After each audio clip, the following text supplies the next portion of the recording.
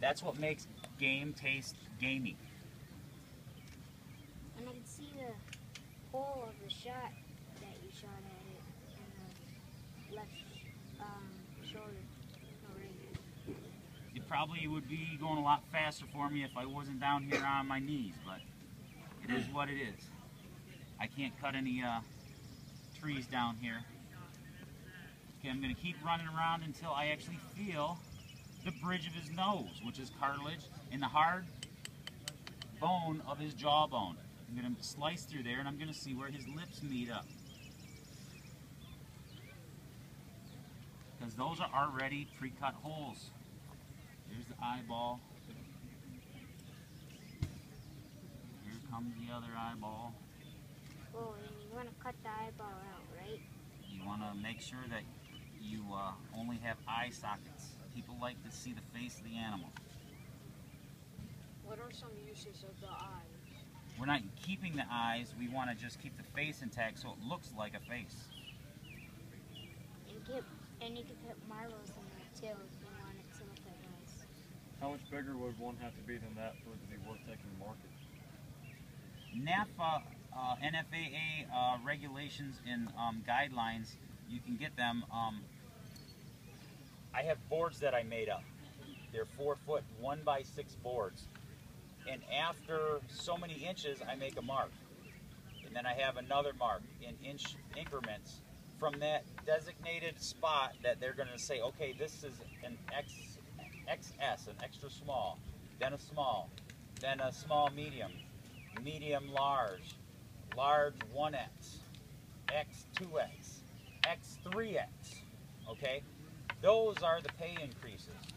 And when we stretch this hide out in the bottom of the hide where I cut this is called the money cut, the cut from ankle to ankle. This cut, wherever that hide stretches down to, that is what you're looking at on average, what you're going to get for that hide. If you overstretch it, the fur buyers knows if you're trying to get that extra pay raise, don't do it. They understand that. The hide shrinks, okay?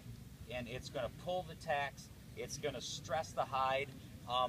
There's a lot of ins and outs if you want to learn that route, but that's how they tell. And usually they just stretch a tape measure from the nose to the money cut, and on average, and then they split the hides up about that size, and then they'll say, okay, you have so many small, so many medium, so many X, so many double X, and then they'll add it all up, and they'll say, I'll give you X amount for everything. They're not going to go, oh, this one is this many inches and work out the details. They don't have time for that. Their time is money. They want to come to your house, go to your area, and stay there for 40 minutes and leave. They don't want to stay all day. They don't want to be your friend. They want to get to the next house in that area.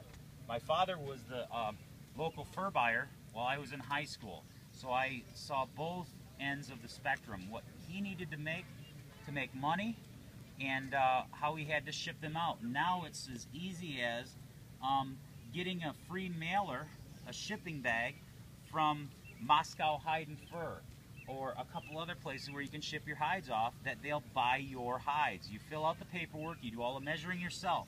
You send them in already stretched and ready to sell to market. You document it, you make a copy of it, and a few months later, that usually takes about 6 months, but a few months later, you'll get a check in the mail.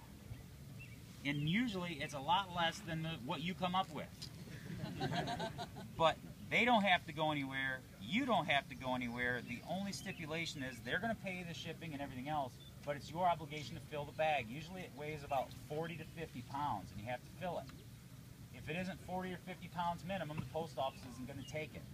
So 40 to 50 pounds of dried hides is a lot of hides. Okay, I'm just working across the bridge of the nose. I found the lip, so I'm going to put my thumb in there and pull this lip down. Did you donate the head to the Museum of Steel School? You want the whole dang thing, I don't care.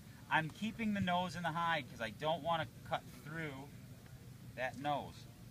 You can cut that out later because it's going to dry really hard. I'm going to slip my blade in there and I'm going to pull and pry apart and I'm going to cut it.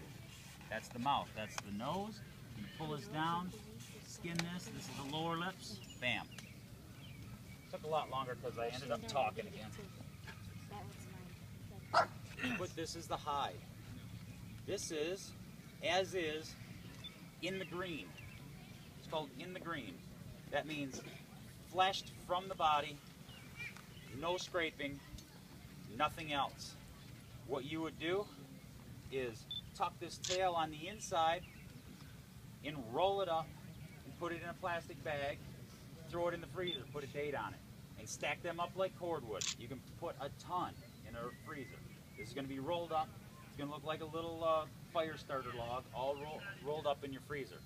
Okay, from this point, I'm going to put this on the beam.